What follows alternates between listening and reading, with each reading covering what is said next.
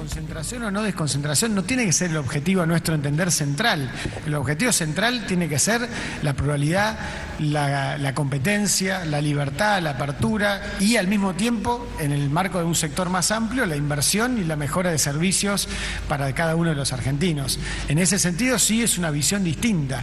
Ahora, creo que ese discurso de la desconcentración era un eufemismo para la búsqueda de un disciplinamiento de un actor que el gobierno consideraba, o de varios actores que el gobierno consideraba que digamos, no se disciplinaba en el pensamiento kirchnerista. Entonces, en ese sentido, creo que el mayor objetivo que tenemos es sacarle dramatismo y tensión a esta cuestión de la comunicación, dejar claro que si un gobierno hace bien las cosas, la sociedad entiende que el gobierno hace bien las cosas, y que si el gobierno hace mal las cosas, la sociedad entiende que... Y no es tan determinante al final del día que si el medio de comunicación altera o no altera la realidad. Y no es...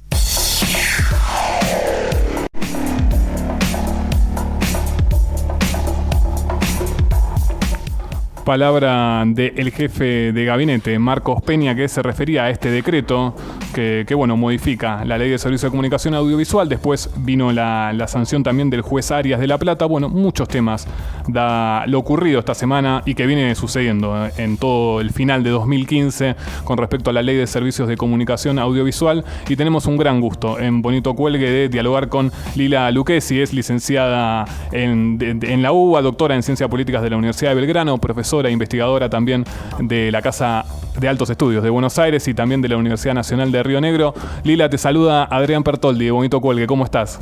Hola Adrián, ¿cómo estás? Bien, un gusto, Lila, que estés en nuestro programa un 2 de enero. Sabemos que arranca el año, pero bueno, es un verdadero gusto y un placer que estés en nuestro programa. La primera pregunta era consultarte acerca de este decreto. ¿Qué reflexiones te genera? ¿Cómo viste toda esta semana con las declaraciones del jefe de gabinete? La verdad es que varios temas. Yo estoy un tanto sorprendida de tanto decreto, no solamente en relación con la ley de servicios de comunicación audiovisual, porque también se ha instalado que es una ley de medios y pareciera que hay que volver a recordar 6 años más tarde que la ley no regula los medios ni mucho menos contenidos, pero me parece importante decirlo porque en general hay mucha confusión. La hubo durante todo el debate que fue extenso. Yo recuerdo haber dicho en uno de los foros que hicimos con la Universidad de Río Negro en Bariloche, sobre todo teniendo en cuenta que había jóvenes alumnos que cuando yo estudiaba y existía la ley de radiodifusión, pensar en una reforma de la ley era casi una cuestión teórica y que ellos estaban frente a una cuestión ya práctica y que además se estaba dando un proceso que a mí me gustaría que se implemente para otros debates vinculados con políticas públicas como salud, educación o temas que nos incumben a todos, que era la de que el Estado presentara un anteproyecto y lo pusiera a consideración de la sociedad y que luego con los aportes de la sociedad se debatiera en el Congreso, que es lo que pasó con esta ley, y que finalmente se aprobara con las reformas que el Congreso creyera necesarias.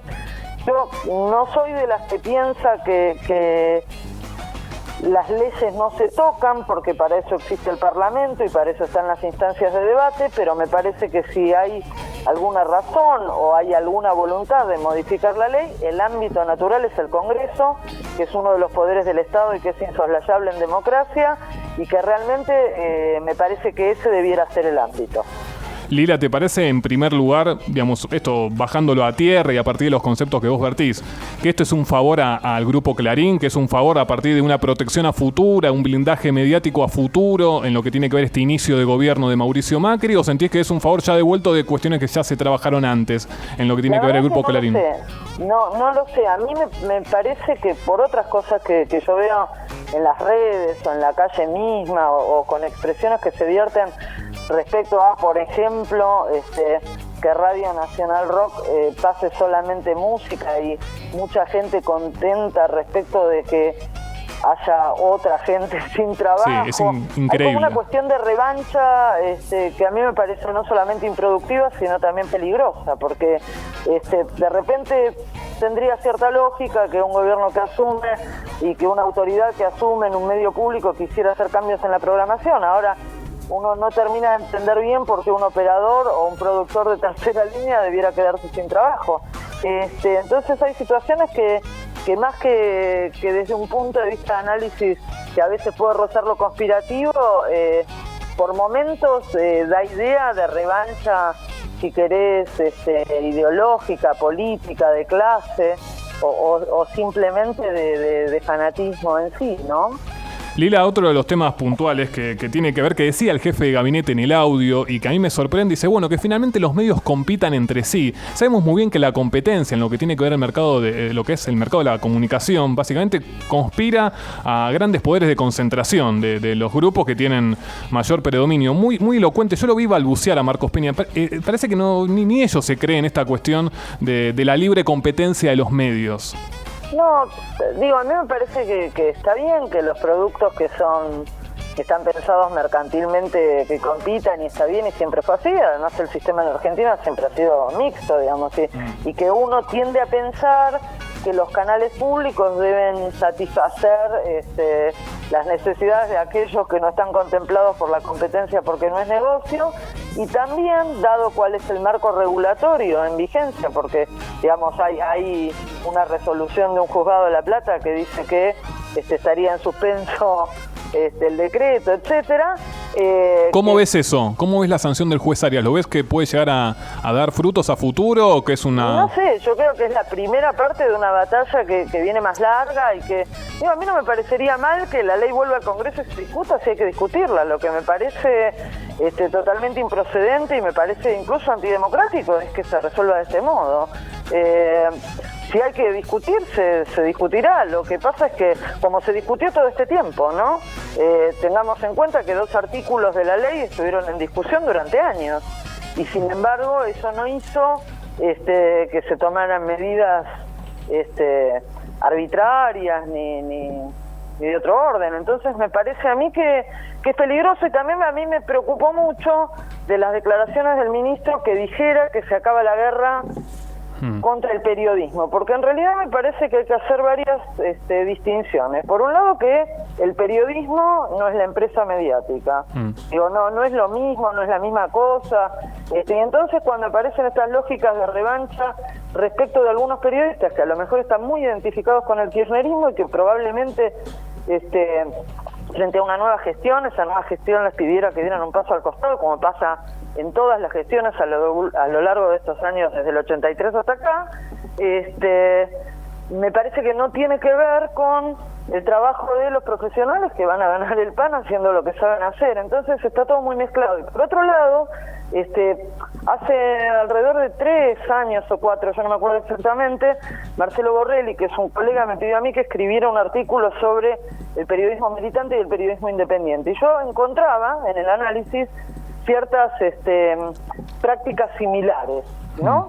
Entonces me parece que empezamos a ver ciertos rasgos de periodismo militante al revés. Exacto. Entonces creo que hay que discutir sobre el periodismo, sobre cuál es el rol, si el rol es tomar partido por cada gobierno que asume o si el rol es informar a la ciudadanía para que pueda tomar decisiones políticas, y eso va por un lado. Y por otro lado, las empresas que deberán dar sus debates corporativos en otro lugar, pero me parece que mezclar todo con cierta lógica revanchista es bastante peligroso. Lila, buenas tardes. Iván Alexis Nordi te saluda. ¿Cómo estás? Te escucho un poquito bajo. A ver, ahora sí lo podemos arreglar. ¿Ahora me escuchás mejor? Ahora te escucho un poquito mejor, sí. Bueno, quería consultarte a propósito de esto último que mencionabas. Respecto a periodismo militante. En realidad, en rigor, todo el mundo, todo periodista es periodista militante porque tiene algún grado de pensamiento político detrás que condiciona lo que piensa y lo que dice. ¿Cuál sería la definición de periodista militante o periodista independiente? Para mí, me parece que yo no estoy de acuerdo con el periodismo militante, no porque considere que la objetividad existe, pero sí considero que hay ciertas técnicas que cualquier profesional debe cumplir, independientemente del posicionamiento político e ideológico. Esto es, inventar hechos no corresponde en ningún caso desde ninguna perspectiva. Y eso uno lo pudo encontrar en estos años respecto de algunas personas que, por ejemplo, negaban la inflación, y respecto de otras personas que sobre el mismo tema decían que era mucho más alta de lo que se pudiera prever. Con lo cual, Digo, en cualquiera de los dos casos la ciudadanía estaba desinformada. En ese sentido, me parece que uno puede tener un posicionamiento respecto de por qué es bueno tener un poco de inflación o por qué es muy malo tener inflación. Lo que no puede cambiar es el dato. Me parece que en medio de estas discusiones lo que fuimos perdiendo es el valor del dato. O sea, uno puede interpretar los datos de muchas maneras posibles, no solamente los periodistas, los que hacemos análisis, etcétera. No obstante, creo que lo que uno no puede hacer es falsear datos, si quiere hablar seriamente de algo.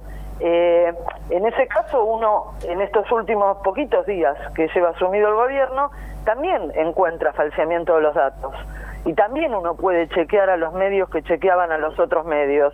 Y se encuentra con que las prácticas son similares, con lo cual aquello que se criticaba respecto de lo que se llamó, a mi juicio equivocadamente, periodismo militante, se encuentra ahora dentro del lado de los que se llamaban periodistas independientes, y uno encuentra prácticas similares que aparecían en el periodismo autodenominado independiente hasta hace un mes, en lo que era autodenominado periodismo militante hasta hace un mes. Entonces, me parece que lo que hay que trabajar mucho es en el valor del dato.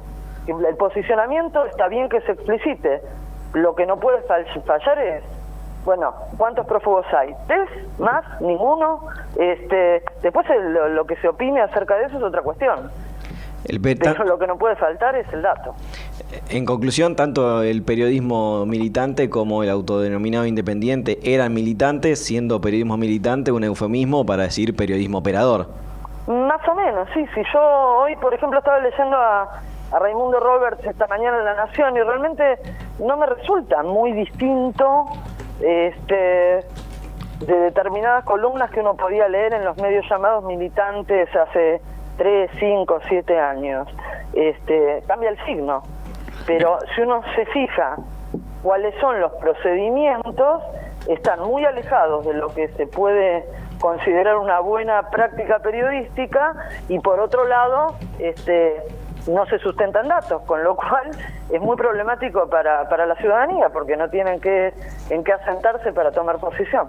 Estamos dialogando con Lila Lucchesi, doctora en Ciencia Política de la Universidad de Belgrano, profesora investigadora de la UBA y también de la Universidad Nacional de Río Negro. Lila, otra consulta que te quería hacer, que estuvimos hablando con varios especialistas, tiene que ver con la designación de Oscar Aguat en el Ministerio de Comunicaciones. ¿Qué reflexión te genera? Yo creo que los nombramientos y que los nombres de personas a veces no son lo que los técnicos consideramos más adecuados. Hay una decisión política. Me parece que las decisiones políticas siempre van en línea con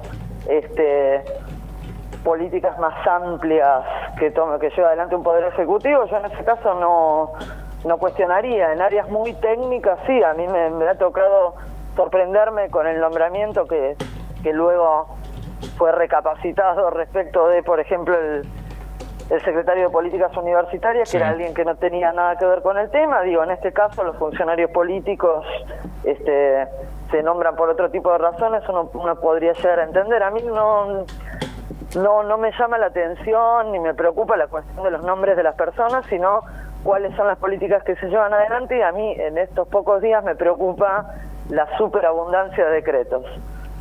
Lila, respecto a lo que estábamos hablando, ¿crees que hay un problema de derecho a la información en Argentina a raíz de lo que veníamos hablando, de las operaciones y del falseo de datos?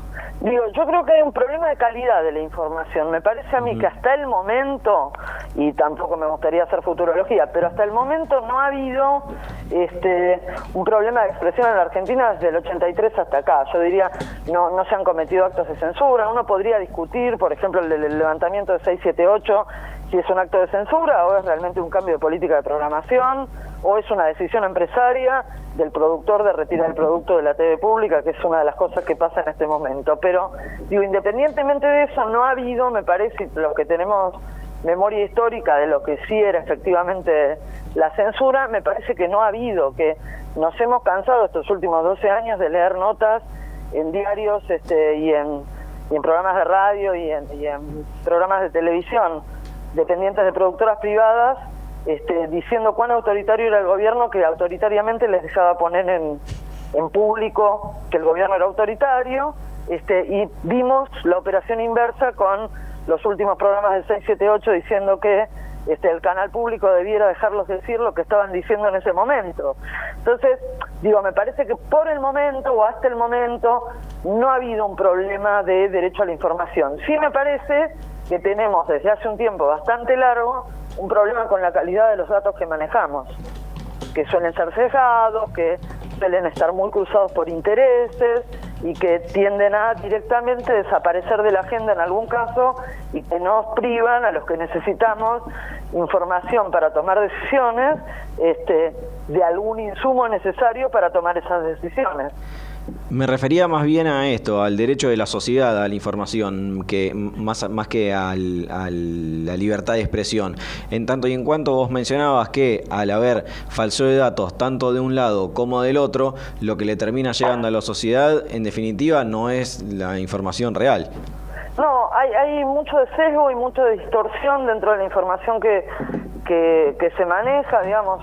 Además, implica que no son muchos los ciudadanos que tienen tiempo, ni ganas, ni por qué hacerlo, que para tener un panorama medianamente completo uno tenga que leer un arco de información enorme sobre un mismo tema, porque como los sesgos son variados y muchos, para más o menos figurarse qué es lo que pasa ante determinada situación uno tiene que leer un arco de información bastante grande. Ahora, los que nos dedicamos a estas cosas lo hacemos, el que se dedica a otra cosa a lo mejor no invierte el tiempo o no puede invertir el dinero que implica acceder al arco informativo más amplio, pero me parece a mí que las redes también generan determinadas alternativas informativas que van por fuera de la agenda de los medios. Me parece que los medios están bastante encerrados y bastante obturados en sus propios intereses, que me parece que en muchos casos no ven qué pasa en la sociedad y cuando efectivamente ocurre se sorprenden,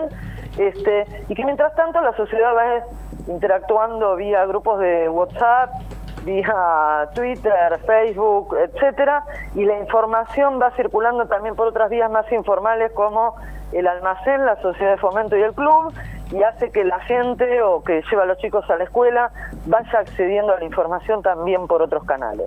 Lila, te hacemos la última pregunta y agradeciéndote el contacto que tuviste con Bonito Cuelgue. Me refiero básicamente a lo que tiene que ver la gestión de Martín Sabatella. ¿Alguna reflexión, una línea que puedas decir de lo que ocurrió, digamos, más allá de lo que tiene que ver con su salida, de la designación de Garzón, un militante político del PRO?